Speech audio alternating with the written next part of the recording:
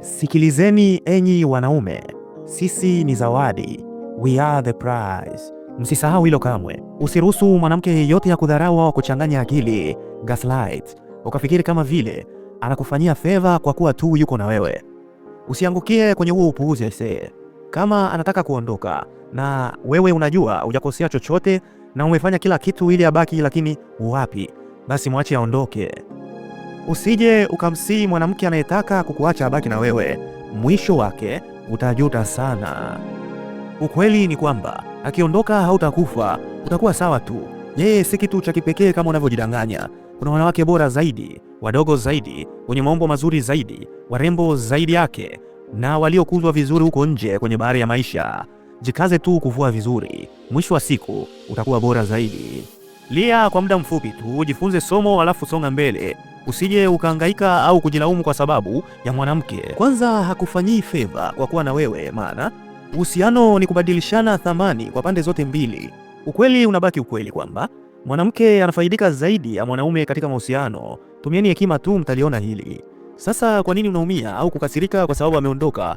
Sherekea bro, sherekea uhuru wako na tafuta chaguo bora zaidi yake.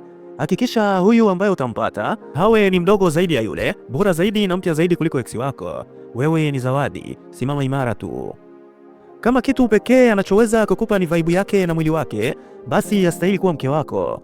Kama hawezi kukupa ushauri wa maana, kuchangia kwenye maisha yako au kujieleza bila kutumia lugha ya matusi, maneno mengi, basi huyo ni malaya wa kiwango cha juu. Unapaswa kumwonyesha mlango. Usimwoe malaya mzoefu kwa sababu anacheza vizuri club au anakupa burudani ya kingono nzuri.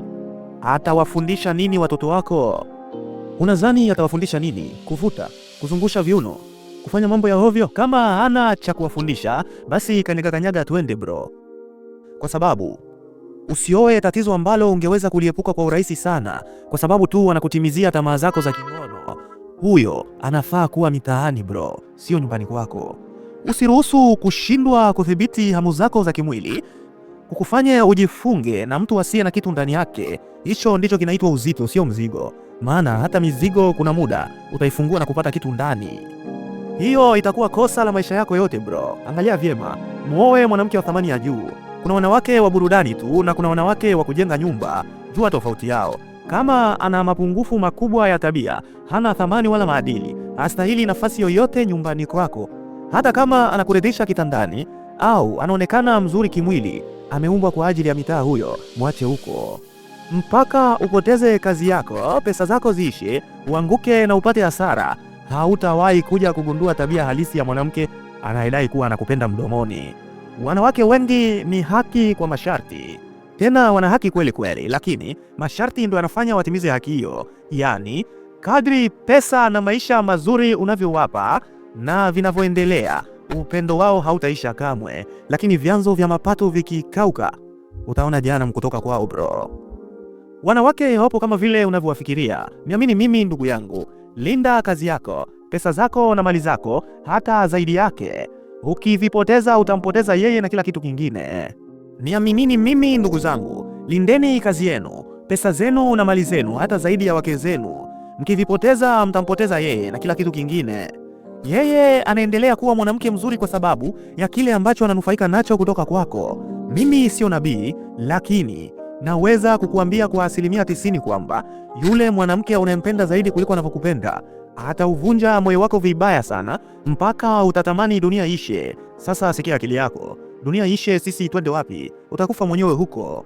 Kila mara ni yule mwanamke ambaye unampenda kupita kiasi ndiye atakayekuwa udhaifu wako mkubwa. Na jambo la kushangaza ni kwamba akigundua kuwa yeye ndiye udhaifu wako, basi umeisha. Atakutendea vibaya huyo mpaka ujichukie kwa kumpenda sana. Wewe si unampenda kupita mipaka, basi atakutendea kupita mipaka. Tumia mantiki ya kuoa ili uoe mwanamke anayekupenda zaidi kuliko unavyompenda.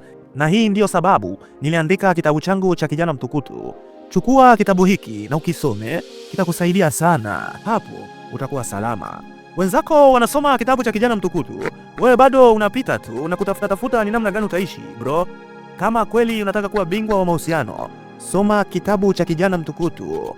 Tumia hekima tu, utanielewa. Unadhani inaishia hapa? Hapana. Subscribe EJC Speaker kwenye YouTube chaneli yetu ili tukutane tena kwenye video ijayo. Sio mwingine, ni wako Mwalimu Kelvin Ndume. Amin.